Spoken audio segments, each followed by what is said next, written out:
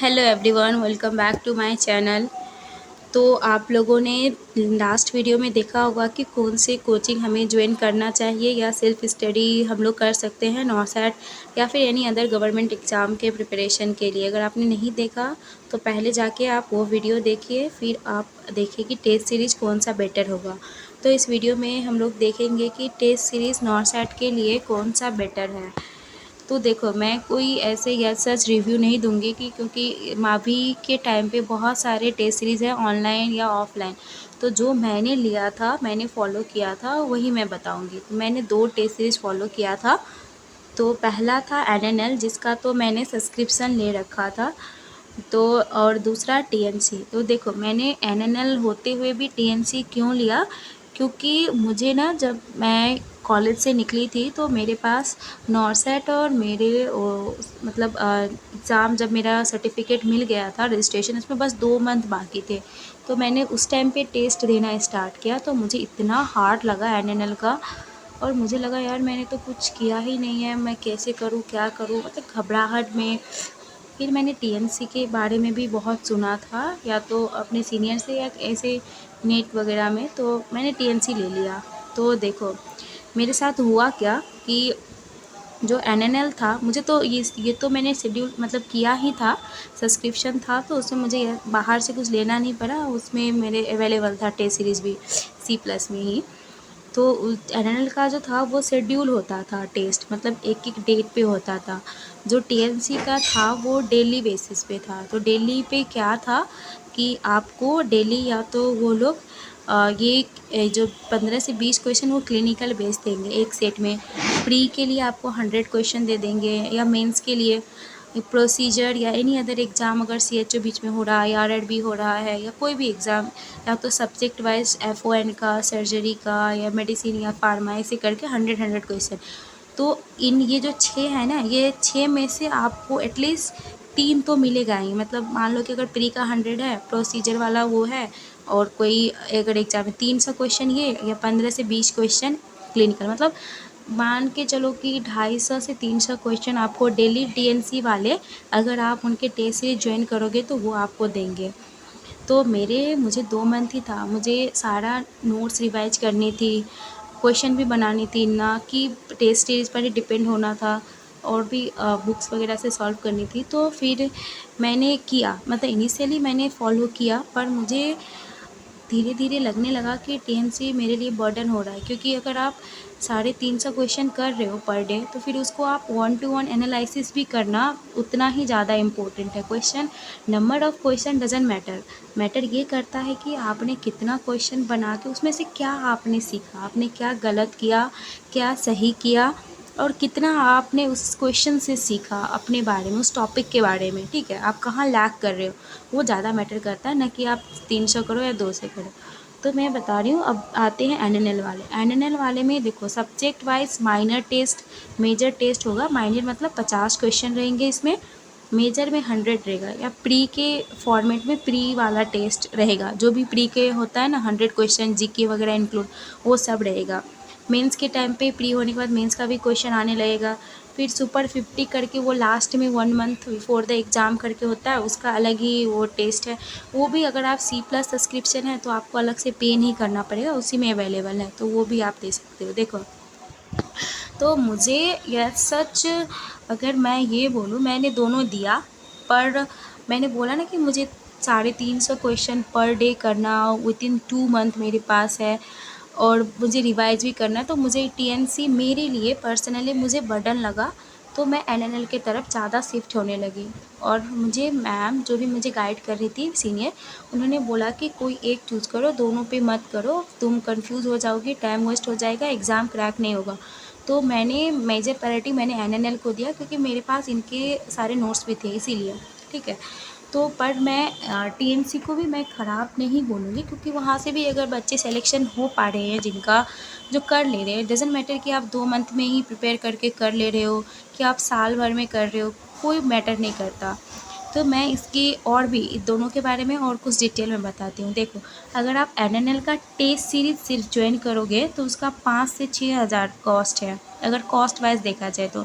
अगर आप टीएनसी के लिए देखोगे तो यहाँ पे आपको 1800 से 2000, देखो ओनली 2000 इसका कॉस्ट है, पर मुझे कुछ कूपन कोड लगा के 1800 तक पड़ गया था, 1800 तक। तो देखो, अगर मैं दोनों का डिसएडवांटेज की बात करूँ ना, तो एडवांटेज पहले देख लेते हैं। अगर एनएनएल के एडवांटेज करूँ तो मुझे ये लगा कि अगर आप एनएनएल का कोई भी क्वेश्चन, अगर आप मेजर दे रहे हो, सब्जेक्ट वाइज दे रहे हो, माइनर दे रहे हो, या फिर प्री दे रहे हो या मेंस दे रहे हो, अगर वो एक क्वेश्चन फॉर्म कर रहे हैं तो वो ना 10 कंसेप्ट मिला करके एक क्वेश्चन बनता है। और फिर अगर आप वो क्वेश्चन हैंडल कर पा रहे हो, और आप अगर नहीं भी कर पा रहे तो उसके नीचे उसका सॉल्यूशन बहुत अच्छे से दिया होता है, जिससे आपको नॉलेज गेन करने में, इन केस कि आप टेस्ट में ज़्यादा नेगेटिव भी कर रहे हो, स्कोर अच्छा नहीं कर रहे हो, पर अगर जब आप एनालिसिस कर रहे हो ना तो उसमें आप ज़्यादा गेन करोगे एनएनएल वाले टेस्ट में। अगर आप टीएनसी वाले टेस्ट लेते हो तो यहाँ पर ना, जैसे कि अगर मैं प्रोसीजर वाले कुछ एक फॉर एग्जांपल लेती हूँ, जैसे एक होता है ब्लड ट्रांसफ्यूज़न वाला चैप्टर ले लो। तो ब्लड ट्रांसफ्यूज़न पे हम मैक्सिमम, अगर हम चाहे तो उस पर, अगर एनएनएल वाले मतलब कोई एक अच्छा सा क्वेश्चन बनाना चाहे ना, तो मैक्स टू मैक्स 15 से 20 क्वेश्चन बनेगा, ठीक है।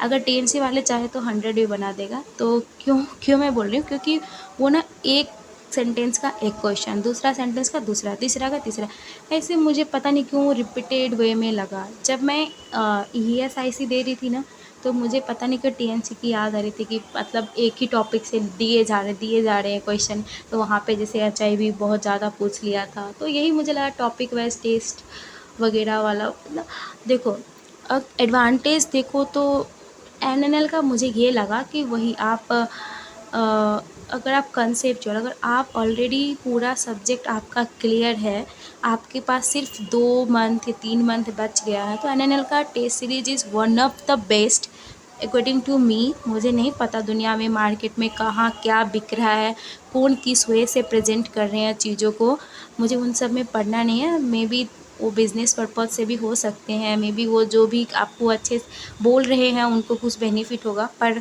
मुझे यहाँ कुछ नहीं लेना है। आई वांट टू बी, जो मुझे एक सीनियर ने गाइड किया, मैं आपकी वही सीनियर बनना चाहती हूँ, वही फ्रेंड बनना चाहती हूँ कि मैं आपको रियलिटी पे बताऊँ और आप खुद का डिसीजन खुद लो कौन सा डिसाइड करना है।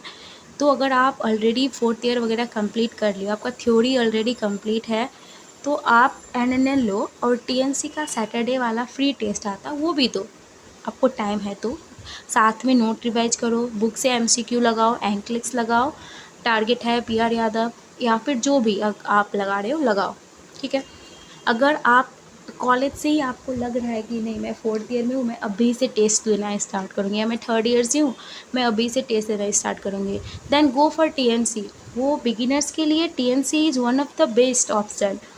तो टीएनसी जो है मैं बोलूँगी कि बिगिनर्स के लिए बहुत अच्छा है, क्योंकि वो एक एक स्टेप में वो क्वेश्चन बना रहे हैं और उतना ज़्यादा कंसेप्ट घुमा के नहीं है।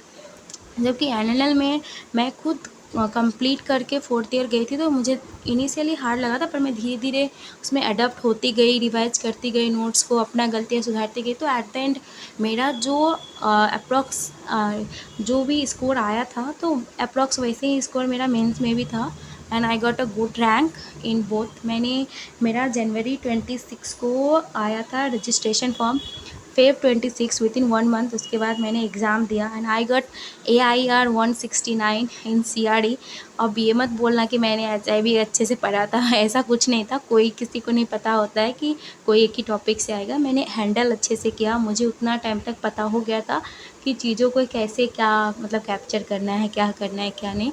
देन अप्रैल में मैंने प्री क्वालिफाई किया, देन मैंने मेंस क्वालिफाई किया, कॉलेज के विद इन 2 to 3 मंथ मैंने एग्ज़ाम क्वालिफाई किया, and I think that can be because of best strategy, ना कि आप किसी के सुने में परखे में जाओ। आपको खुद क्या अच्छा लग रहा है, आप कहाँ से कंसेप्ट क्लियर कर पा रहे हो वो देखो। तो मेरी तरफ से इतना ही। अगर आप लोगों को कोई भी डाउट हो then do comment in comment box, do subscribe to my channel. Next video मैंने जो कोचिंग लिया था C+ सब्सक्रिप्शन NNL पर, मैं अपलोड कर दूँगी, and if you have any doubt उस टाइम के लिए आप सब्सक्राइब कर लो, डाउट है तो कमेंट कर देना। And thank you very much अगर आप अंतिम तक बने रहे। Thank you so much for your love and support.